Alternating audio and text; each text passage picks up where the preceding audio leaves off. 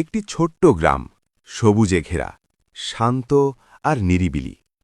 সেই গ্রামে থাকত এক বেকার যুবক, নাম তার সুমন। পড়াশোনা শেষ করেও অনেক চেষ্টা করেও সে কোনো কাজ পাচ্ছিল না। দিন দিন তার মন ভেঙে যাচ্ছিল। গ্রামের মানুষও তাকে তুচ্ছতাচ্ছিল্য করত। একদিন বাজারে বসে থাকতে থাকতে সে শুনল কিছু লোক বলছে, ওই ছেলেটা কিছুই পারে না, সারাদিন বসে থাকে। এই কথা তার হৃদয়ে গভীরভাবে আঘাত করল। সেদিন রাতে সে খুব কাঁদল, কিন্তু কান্নার মাঝে সে একটি সিদ্ধান্ত নিল। আমি মানুষের জন্য নয়, আল্লাহর জন্য বাঁচব। আল্লাহই আমার রিজিকদাতা। পরদিন থেকে সুমন নতুনভাবে জীবন শুরু করল।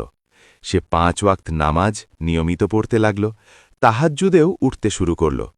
প্রতিদিন আল্লাহর কাছে দোয়া করত, হে আল্লাহ, আমাকে হালাল পথে রিজিক দান করুন।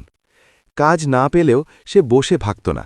গ্রামের মসজিদ পরিষ্কার করত, বৃদ্ধদের সাহায্য করত, ছোটদের কুরআন শেখাত। তার এই কাজগুলোতে কোনো টাকা ছিল না, কিন্তু তার অন্তরে ছিল শান্তি।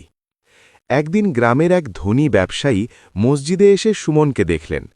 তিনি লক্ষ্য করলেন, এই ছেলেটা খুব আন্তরিকভাবে কাজ করছে, কোনো লোভ নেই, শুধু আল্লাহর সন্তুষ্টির জন্য কাজ করছে। ব্যবসায়ী তাকে ডাকলেন এবং বললেন, তুমি কি কাজ খুঁজছ? সুমন মাথা নিচু করে বলল, জি, অনেক দিন ধরে চেষ্টা করছি, কিন্তু পাচ্ছি না।